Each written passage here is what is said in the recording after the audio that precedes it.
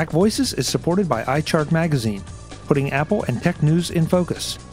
Subscribe in iTunes or find out more at iChartMag.com. Welcome back to MacVoices. This is the Talk of the Mac community. I'm Chuck Joyner. Folks, we're going to do something that I don't often do quite the same way. We're going to talk to one individual, maybe two, not a full Mac jury, but a quick examination of a hot topic or two. Haven't really decided on a title for this kind of show yet or exactly how the format will work, so it's one of those that we could wait and try to get a full Mac jury together, but it becomes a problem with scheduling, and it ends up always being 3 or 4 days later. So we're going to try to address a few things maybe on a little more timely basis. And I couldn't think of a better person to kind of kick this series off than Mr. Mark Fuccio to join us to, well, we'll talk about what we're going to talk about in a second. But Mark, thank you for being here, and thank you for participating in this kind of little experiment. Hi, Chuck. It's good to be here. And we were talking in the pre-show. It sounds like this may be an interesting set of shows or series for you. So let's see how this maiden voyage goes. I hope so. I hope so. We should note that you are not at your usual place because it's not your usual background. You are at an undisclosed location. That's right. I'm in an undisclosed location on California's Central Coast, and I'll give everyone a hint. It was very foggy outside today. Beautifully sunny yesterday, but very, very foggy today. Okay, and that's as far as we're going to go because this is like your Camp David. That's right. Right. That's so right. Yeah. So we'll go with that. South Bowling Alley. Yeah. We did another analogy earlier, but you didn't like it, so I won't go there. The topic we're going to talk about is Microsoft's offering of the iOS apps for Office for free, or at least, and all of that is in quotes, because the more that the story developed, the more clarification there came. So Mark, I'll let you start out sort of at the high level, and then we'll get into some of the details. What was your initial reaction when this happened? So my first reaction, I think, was Thursday night, I believe, when the news first came out. And there, as you were saying, it was announced that Microsoft is making their Office apps free for iPad, iOS. Later on that night, it turned out they were adding Android into the mix. And that sounded really like a great thing. Following the next day on Friday, I dug in a little bit more and downloaded them and found that, well, they weren't really quite so free. You could use it for free if you opened an account with Microsoft 365. But if you did that, number one, you have to decide you trust them and will work with them as a cloud service provider. And number two, the cost of free means that they offer crippled apps. That was equally the same about Excel, Word, as well as PowerPoint. So, it seemed initially it was a great way to grab and get a lot of attention. Then it seemed that, as seems to be unfortunately the case with Microsoft, is their news events take a couple of days to evolve and understand fully what it was they were intending to announce. And then later on, we did learn, yes, indeed, that you could use it for free with their cloud, as well as also there was an option if you use Dropbox, because apparently earlier in the week they announced a relationship working with Dropbox. But there you still had it that you were using crippled apps. And I guess that was the part that kind of annoyed me or alarmed me the most. And folks, I should say at this point, it's no real deep dark secret that I'm not exactly a fan of Microsoft. I love their Mac team. I think the Mac team has to operate, though, within the confines of Microsoft, and that creates a little bit of a problem. But the pundits were all screaming, "Oh, Office is free! Office is free! This is wonderful, and it does so many great things for Microsoft." And then you started to read the fine print, and you found out that it is hobbled a bit. It's not as hobbled as it used to be, but it is hobbled a bit. And like you said, you have to sign up for an account with Microsoft 365. I don't have that much of a problem with that. I think that's probably a reasonably fair thing. But in order to get the full power of Office that is offered on your iPad or iPhone, you do have to have a subscription to a 365 account. So this turns this into a bit of a freemium model, which Didn't seem exactly like a normal Microsoft move. Again, same thing happened, I think, back at the end of Macworld, where I believe it was on the first day of the show. Satya Nadella was speaking in San Francisco, and there they made a similar announcement about their apps being, free on iOS. Well, it turns out that was free to download. You didn't have to pay anything for the app, but there you did have to pay for 365 a cloud service subscription. So it seems like this dog, the market has fallen twice for Microsoft tricks. This time I read there was a number of Microsoft blog posts talking about their announcement, and they were, I think, it feels to me like they were designed, to try to capture the idea that stuff was free, and then try to bait and switch and pull people into either using Dropbox, which a large number of people do, or ultimately signing up for 365 service subscription. It just, after seeing it, I started thinking Thursday night to myself, why would they do this? That this is really devaluing the Office apps. And then double checking on Friday, that's when I learned that no, they weren't giving away, certainly not on desktops or computers. They were trying to use this as a ploy in mobile. And I think we're all aware that Microsoft under Steve Ballmer was late to mobile. So they're announced earlier this year that they were giving away their OS for free for mobile developers on devices up to screen sizes of 7 inches. So I think that's a clear Hail Mary pass of try to wait to get in the game. And I think so even now that they were trying to get interest. Part of their blog posting and the news, they were saying that they had 40 million downloads of iOS apps since March. What do you do? I mean, lots of people can download something. I wonder how many people have so-called shelfware just occupying space on their iOS devices and never use it and actually never delete it. So that 40 million is a large number, but it's really not saying very much. And to be fair about it too, both then and now, the words free were associated with it. And we all do it. We're like a bunch of Pavlov's dog. If you see free, you go and grab it, just in case it may not be free tomorrow or next week. So you get it on your iDevice, and then you're right. Do you really actually open it? So free seems the 40 million downloads to me would seem to be a little bit not in question. I'm sure they had them, but like you say, what's the quality of the downloads and the number of people that are actually using it, and at what level? And now we have maybe a different level. For those that had subscribed to 365, great, they had access. But now we have a hobbled version available that I don't know. Maybe folks will use them, maybe they won't. Right. As you and I have spoken privately, I'm a great believer in having your own private cloud, and I use a product called File Transporter.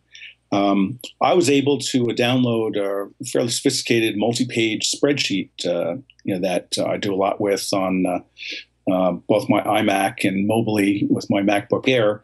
And, I installed, the free version of Excel, downloaded and opened it. And I got really excited that maybe this is not as crippled as it appears. Maybe it will work with other devices. It opened it and was read-only. Looking around, okay, it had to do a format conversion, doing that. That was great. I could manipulate, I could change things and update the calculations. I could see resulting graphs change shape, indicating to me that there was a high degree of compatibility with what I was using on the desktop. Then when I went to save it, the only place it would save would be on either prompt you to log in for their cloud Dropbox, which I no longer use, or you could store it on natively on the iPhone app. So maybe there's a solution in there for people who want to use the the limited functionality free versions with iCloud. I didn't really try it that much, so I'm sort of taking on faith that if you store it on your iOS device, it will also get backed up to the cloud. But that's just speculation on my part. Again, that's not exactly my workflow. So that really, if it's possible, really doesn't address my needs and requirements. Yeah, a couple things here. First of all, I want to make real clear. File Transporter has been a sponsor of the show, and so I use it too. I love it. There's one sitting back there. I believe you can see it visible and blinking. Mm-hmm. And so, my opinion on that has nothing to do with other than the fact that I'm a very satisfied user. So yeah, the read-only thing is interesting, and I want to give Microsoft credit because they are trying to make these things a little easier to open on your mobile devices natively. On the other hand, and Dan Frakes had made this point last week on MacVoices, that most of us, I mean, we're years into this. So if we had that need, we've developed our own workflows, and a lot of them have involved modifying your behavior on the desktop so you could work on things on the iOS devices. And of course, I do want to give Microsoft its due. With this version of their Office apps on iOS, now you at least have an iPhone version, whereas before you had none. And I do want to give kudos to it. I don't want to overlook this, that they did announce that if you had subscribed to 365 principally for the access to the iOS app function, and I believe, don't hold me to it, folks, but I think it's back to March of this year, that they will give you a refund. So I really give them high credit for that, because otherwise I would have said money grab, charging and just keeping the money. So good for you, Microsoft. But this just feels, again, just a little bit restrictive. And I don't know whether to blame them or to blame the tech press for saying Office is free, instead of taking maybe just a little extra time. And the folks at Macworld did a great job on that. They said, here it is, and here are some, if not a comprehensive list of the limitations. And that's where it's like, okay, this is not quite free. This is not really what I thought I was signing up for if I had jumped right in early on. Right. I could spin a Machiavellian theory that they announced it, called it free, and deliberately held back on some of the other details, just knowing that that would capture the blog and the tech news publishing cycle in order to set it up, and so that a lot of people would hear about it, and then they would follow up with some of the details. And it's hard to know if that was in fact their strategy. But I think if you step away from it, one of the themes that I know has come up on some of the Mac juries that I've participated in the past is that for a long time that Microsoft's not offering apps at all on iPad. I've been speculating that that's just teaching people that they don't need to use those apps.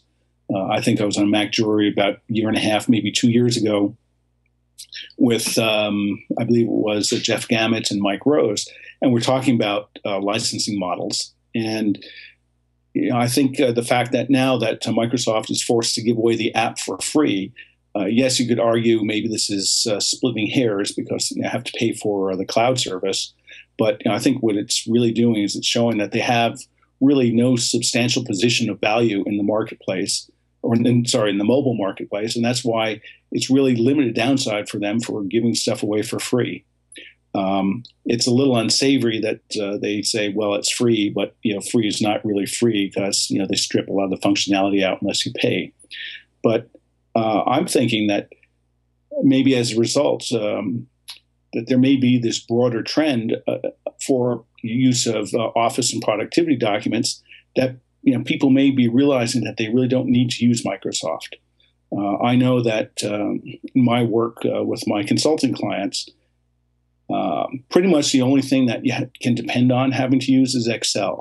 PowerPoint, if you're a Mac user, Keynote is superior, and the file formats are interoperable. Same thing with Words and Pages.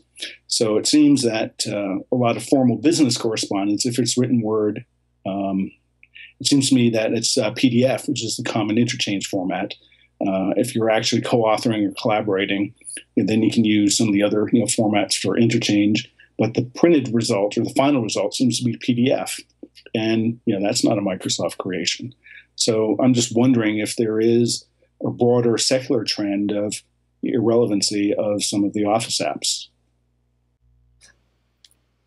Well, I agree with you, but I get really frustrated because there's still, in so much of corporate America, there's still this default position led by IT departments, but also led by managers and then middle managers and even people at lower levels, that Office and Excel and to maybe a lesser degree PowerPoint are just it. They're the default. If I'm going to do something, if I'm going to do a page layout project, well, I'm going to open Word. And I can't tell you how many times I've, just freak out with that. It's like, no, this is a word processor. It's a fine word processor, but it's not page layout. It's not a database. There's so many things it's not that people try to push into it.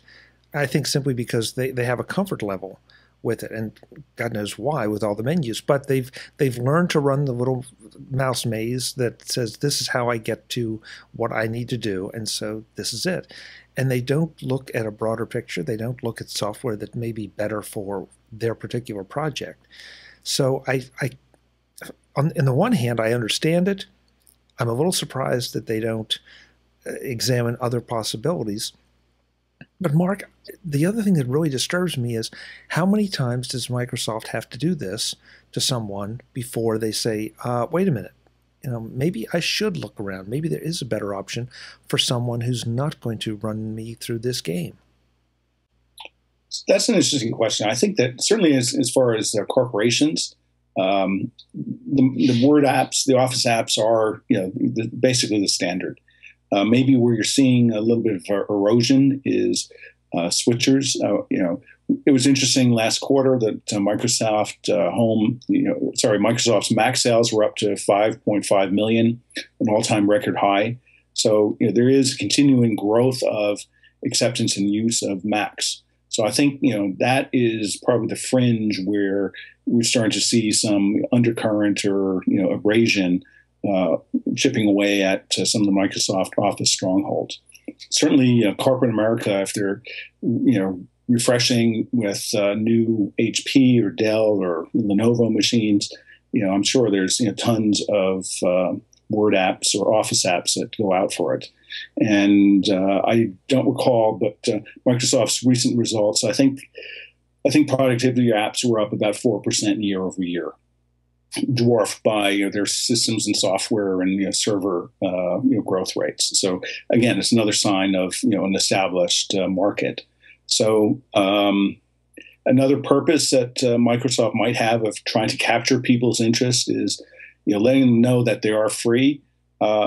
If you turn that around, how many people are really power users who need the full power of a full up paid for app on their device? So for them, just a minimal version with a cloud subscription, it may be a wonderful growth opportunity for Microsoft and may satisfy the minimal requirements of somebody needing to use Word or Excel on an iOS or an Android device.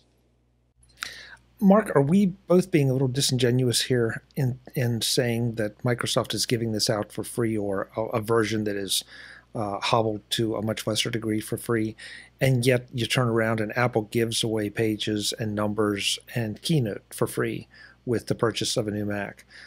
I see them as a bit different, but I know that there's going to be an argument out there that, well, how can you say that Microsoft is devaluing this by giving it away when Apple gives it away, but you don't seem to feel that it's devalued there? Well, I don't know if Apple is. I think Apple certainly has devalued them because now that they're free, it will be very difficult for them, next year or sometime in the future to start to charge for those software packages. But I think that it's different a little bit in that Apple is trying to make their overall environment and ecosystem more attractive. And I think that's why we're seeing that there is this growth of Mac shipments and certainly a growth of smartphone shipments in the U.S. So I think they're playing a slightly different game. They're selling everything and in a very strong way. And I think Microsoft is in more of a defensive posture. So I think they're trying to hold on to their base, and maybe the hidden message there is that whatever their sales rate of their Surface tablets are, they're looking at and they're seeing Android devices and they're seeing iOS devices, and they're thinking to themselves that hey, we don't want to be locked out of those. We need to find a way to make everybody notice us and think about it. So along those lines, calling something free is a great way to get attention. I doubt that. Do you really think that it would have as much notice if they said, we're offering a freemium model, we're offering a free version if you use our cloud, and minimal app functionality. But if you buy a higher level of subscription, then you'll get and will unlock all the features in the apps. That's a much more complex message. I don't think that would have gotten much airtime at all if it were released that way. No, I agree completely. I think we've seen Microsoft and others do these crazy pricing tiers for all levels of service, and nobody can keep them straight. The users, the people they're trying to sell them, no one. I guess, and maybe there's nothing wrong with this. I mean, maybe this is a perfectly logical thing for Microsoft to do. It just seemed to be the way that the message was delivered is what rubbed me wrong. You just made, though, an interesting point that you do feel that Keynote, well, the iWork suite programs have been devalued. And I guess by the strict definition of devalued, I'd say yes. I'd have to agree with you. But I look at it, as you said, as a way to make things a bit more stronger, a way to deliver a complete solution, including the hardware, to a Mac or an Apple Tech user, I should say, not just Mac, but an Apple Tech user. Microsoft doesn't have that option. They don't have they have the Surface, but that may be a whole other discussion. But so much of what their established base has to do with other hardware manufacturers. Right, because you can look at it that the beauty of making iWork for free, at that point it's free. It's part of your Mac, it's part of your iPad if you purchase it. That immediately invites comparison to a couple $100 for Office, for OS 10, or I'm sure similar prices. Although it's been a while since I looked to see what they are for Windows machines. In fact, I don't even know if they're still selling box software, if they've entirely converted over to a licensing model, on Windows 8, et cetera. But I think really that's the thing that strategically Apple wants to do is, hey, look, you buy this Mac, look at all the software that comes, that's for free, that's part of the device. Whereas Microsoft, they're in a different, they're in a software licensing or service business model. They can't develop apps and bundle it with something. They might try it with the Surface, but that has such a small market share that right now all their profits come from licensing. And Apple is just the inverse. Apple makes all its margin off of sales of hardware, with a minor amount for cloud services and iTunes and sales of music and software and things like that. MacVoices is supported by iChart Magazine, putting Apple and tech news in focus. Ken Ray, the brains behind macOS Ken, brings you iChart Magazine, a digital-only publication distributed through Apple's newsstand, where he delivers more in-depth coverage on the Apple news we all crave. Published Monday through Friday, it's the perfect way to get more of Ken's views and analysis on what makes the Apple universe tick. Of course, Ken doesn't stop there. He also covers tech news in general, but with an eye on how it affects you and me as Apple users and enthusiasts. And that's the difference. The iChart Magazine difference. Ken was my guest on MacVoices 14198 to talk about iChart Magazine, along with macOS Ken, iChart Radio, Day 6, and what keeps him going. Ken is one of my favorite Apple News junkies because of his unique combination of analysis and wit. iChart Magazine is your way to get his most in-depth coverage of our favorite computer company and everything that affects them. iChart Magazine, putting Apple and tech news in focus. Find out more and subscribe in iTunes and at iChartMag.com. Thanks to iChart Magazine for their support of MacVoices. Mark, I just brought up the Surface kind of by accident, but it does make me wonder if this move on the iOS platform is, again, a little bit of a Hail Mary that they recognize that the Surface is just not, has not been compelling enough for everyone to jump over and say, wow, I get to use my Office apps, so I'm obviously going to buy a Surface tablet. It hasn't been attractive enough. There's some people that have done it, not as many certainly as they would like to. So did they feel pressure from that standpoint, that this strategy over here didn't work on the Surface, so we'd better get on the iOS bandwagon if we don't want to be completely disintermediated? I don't have enough data to address the question about if it's failing or disappointing to them. I look at it more in the opposite way, that this is a great way to expand the size of the market.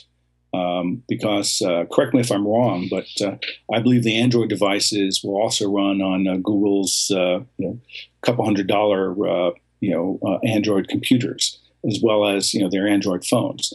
And there's been a lot of stories since springtime about how those devices are gaining acceptance, even to the point that maybe they're taking some of the wind and some of the sales away from iPad devices, because they're selling at about half the price. So in that regard, I see that yes, it's Microsoft had a confusing way in which they launched it. But I think fundamentally it's a market expansion strategy for their what their CEO calls their cloud first, mobile first initiatives, or maybe it's mobile first, cloud first. It always confuses me because you can't have two things be first, but somehow they tried to make the two of them. That brings me to the last thing I want to make sure we hit before we wrap up here. The announcement that 365 users get essentially, allegedly, unlimited cloud storage. And if I remember correctly, I think if you're a 365 user now, you've probably received a notice that at the moment, you have up to 10 terabytes. And that's T with a terabyte, folks. So that's a lot of data, allegedly going to unlimited. Now, the first thing, not to tar and feather Microsoft with somebody else's mistake, but we also heard from AT&T that you can have unlimited data. So not quite sure. Don't know what Microsoft's unlimited will look like, but 10 terabytes is a pretty good start. 10 terabytes is a good start. It's 1 terabyte is a really good start. It's interesting if you look at Apple. The standard disk size in their machines is 1 terabyte.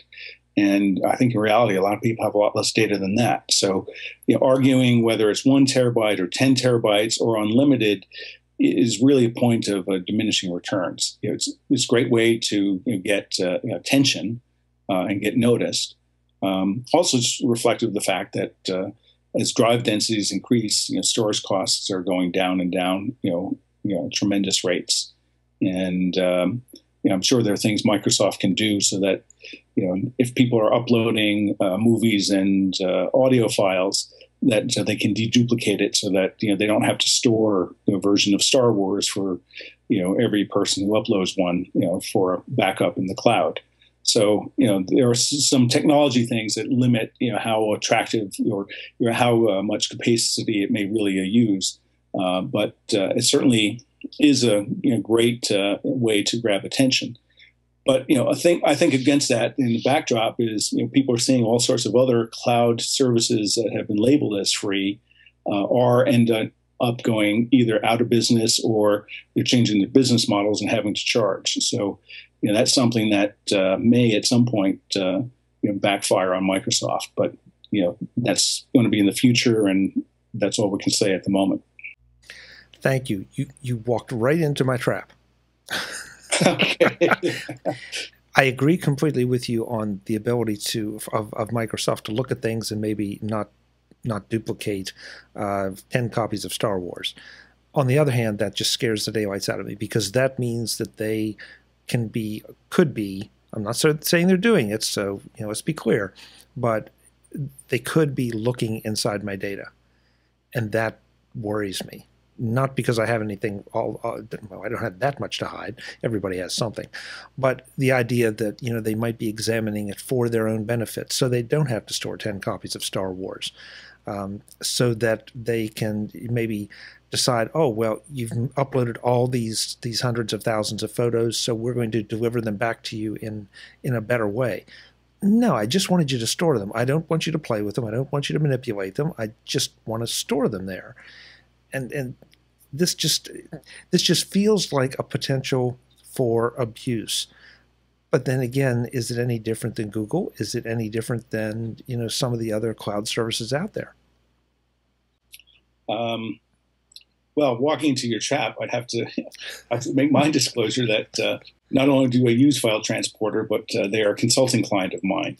So I'm very aware of sort of the dichotomy between free cloud services where no matter what you do, if you put your data in somebody else's server, you have an exposure surface, and it may be larger or smaller, depending on whose cloud you use. So I think if people ultimately don't want, it's like the old adage: if you want to keep something a secret, don't tell anybody. If you want to keep your data safe, don't put it on anybody else's cloud. That seems to be so simple, but we all are seduced by the siren song of all this data, and there's also a temptation, I think, to take advantage of several different services out there, put multiple copies of your data out there, so that if one service goes belly up, you've got it backed up somewhere else. Right. I still would rather pay for a private cloud, a la file transporter. I'd rather pay for a backup service like CrashPlan, where my data is going there, it's encrypted, and they're in the business of storing it. They have no business interest in manipulating my data. They have a very definite business interest in storing it, and that just feels more comfortable to me. Well, I think overall, people should look at the claims of cloud companies that ultimately they're giving away something for free for one of maybe two reasons.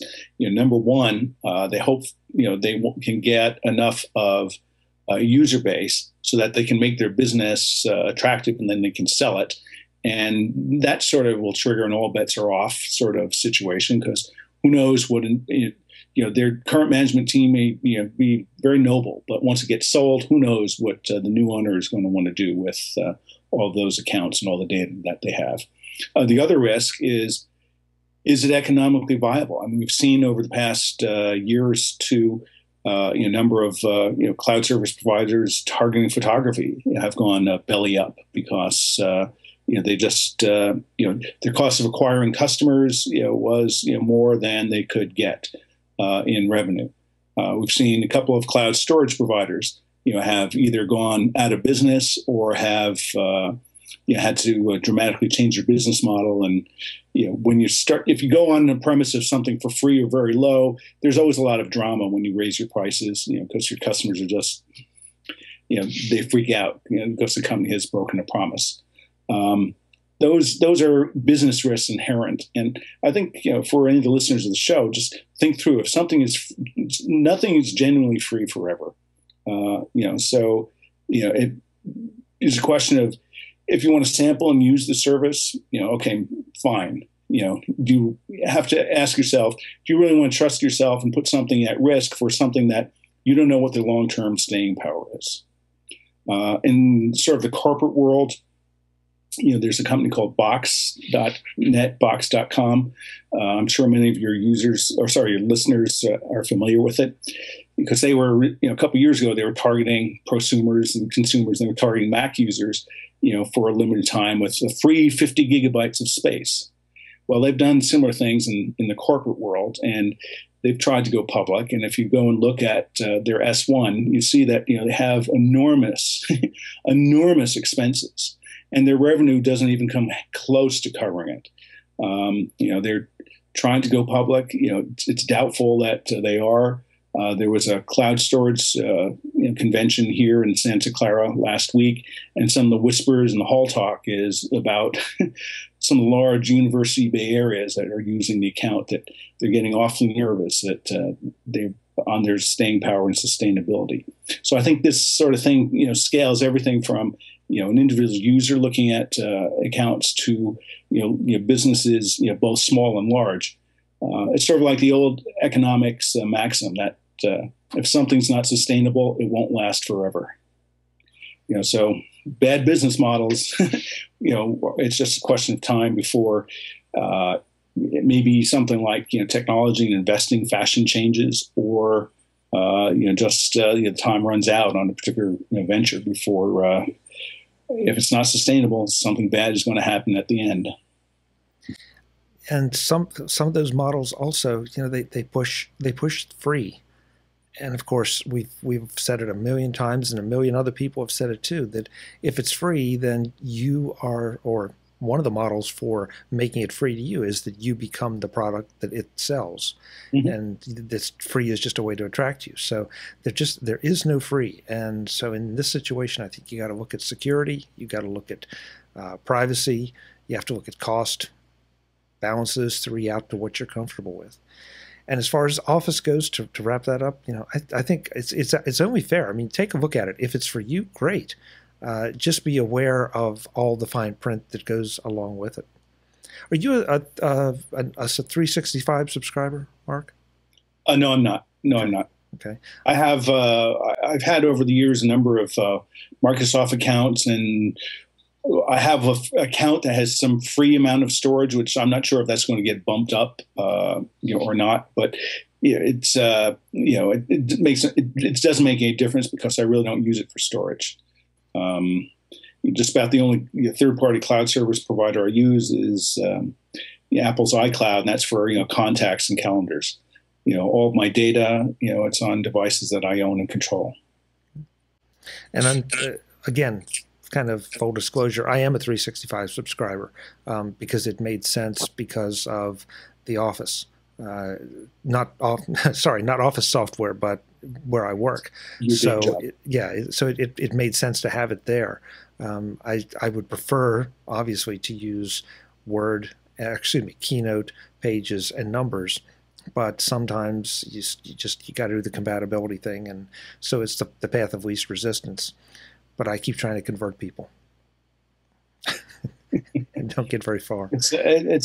It's a long game.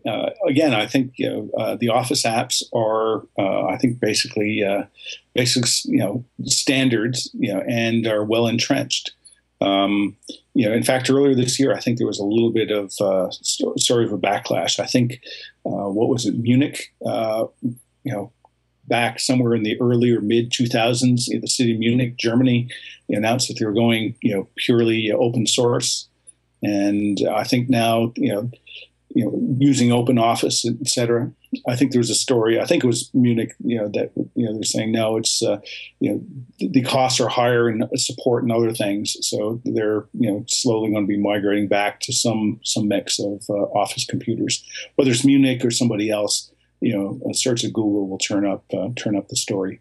But again, the idea goes back is that for many of these things that there is no free lunch. There is some sort of ongoing cost. It's either something you pay for yourself in terms of backups, et cetera, that you do, or you could outsource that and pay somebody else to do it. But it's still something that does require your time or attention. Or if you don't do it, you're putting yourself at big risk, and then it's just a question of time before you lose something or a hard drive fails or an SSD fails. Yeah.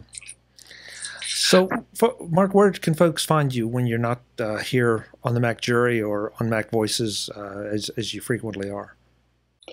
The easiest way is to find me in my Twitter handle. It's at Mark Fuccio, all one word, lowercase, and or from there they can find a link to my consulting site.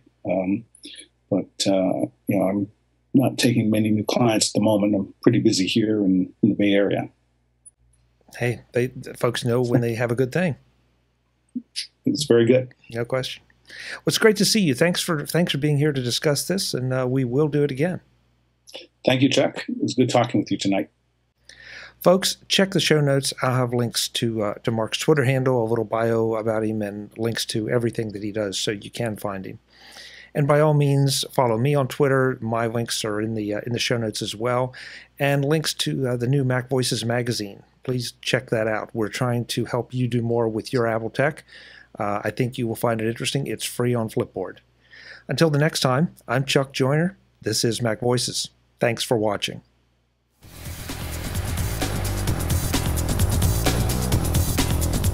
Visit MacVoices.com for links, show notes, to subscribe, to connect with Chuck on Twitter, Google+, YouTube, Facebook, LinkedIn, and the MacVoices blog.